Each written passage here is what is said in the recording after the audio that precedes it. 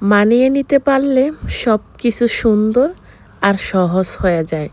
আর যদি আপনি মানিয়ে নিতে না পারেন তাহলে দেখবেন আপনার কাছে খুব সহজ কাজটাও কিন্তু অনেকটাই কঠিন হয়ে পড়ে। সব পরিস্থিতির সাথে যদি আপনি নিজেকে মানিয়ে নিতে পারেন দেখবেন আপনার চলার পথটা কিন্তু অনেকটাই সহজ এবং সুন্দর হয়ে যায়। পৃথিবীতে প্রতিটা মানুষেরই আলাদা আলাদা অবাধবোধ রয়ে যায়, কিন্তু কেউ মানতে চায়, কেউ আবার মানতে চায়। আমরা অনেকটাই নিজেকে একা করে ফেলি। আসলে কি একা করে কোনোভাবেই সুখ পাওয়া যায় বা সুখী হওয়া যায়? কখনোই না। হয়তো সময়ের জন্য ভালো থাকা যায়, কিন্তু দেখবেন বেশি সময় ভালো থাকা যায় না।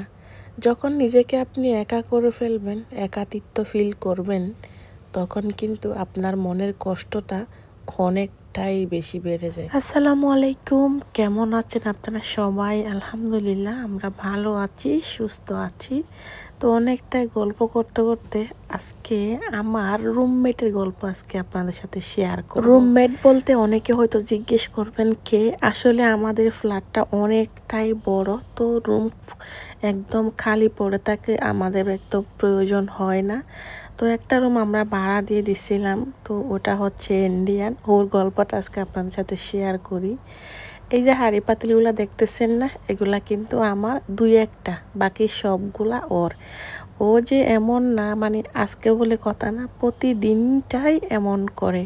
মানে ও রান্না বান্না করে না, জানি না সে কেন বা কৈশির জন্য এখানে থাকে। ওর হাজব্যান্ড আবার ওখানে ইন্ডিয়াতে থাকে, মাঝে মধ্যে আসা যাওয়া করে, ও কোনো জব টব করে না।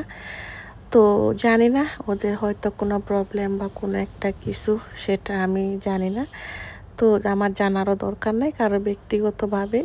তো সে কী করবে, রান্না বান্না খুবই কম করে, কিন্তু ওটা খাবে সারাদিন, খেয়ে এভাবে বেসিনের মধ্যে রেখে দেয়। তো রেখে দেওয়ার পরে আসলে বেসিনটা একদম বড়া হয়ে থাকে। তা আমি কী করি, এগুলো প্রতিদিন ধুই। হয়তো আমার দুই একটা থাকে বা আমারও বেশি থাকে অনেক সময়। তো প্রতিদিন ওর এগুলো আমি ক্লিন করে দিই। ও আমাকে বারবার প্রথম বলতো, না আমি ক্লিন করব, তুমি করো না।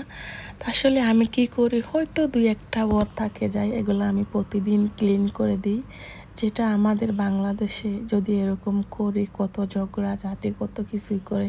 আসলে আমি অনেকটাই, ও রান্না করবে কখনোই হচ্ছে চুলা পরিষ্কার করে না, আমি সব কিছু করে দিই। আর ও প্রেশার কুকারে বেশি রান্না করে। প্রেশার কুকারে রান্না করলেই তো বুঝবেন যে সারা চুলা একদম গেছেই। তো প্রতিদিনই এমন করি। তো ও কি করে, মানে ওই যে আছে না, আপনি যখন মানিয়ে নেবেন কিছু তো ছাড় দিতে হবে না।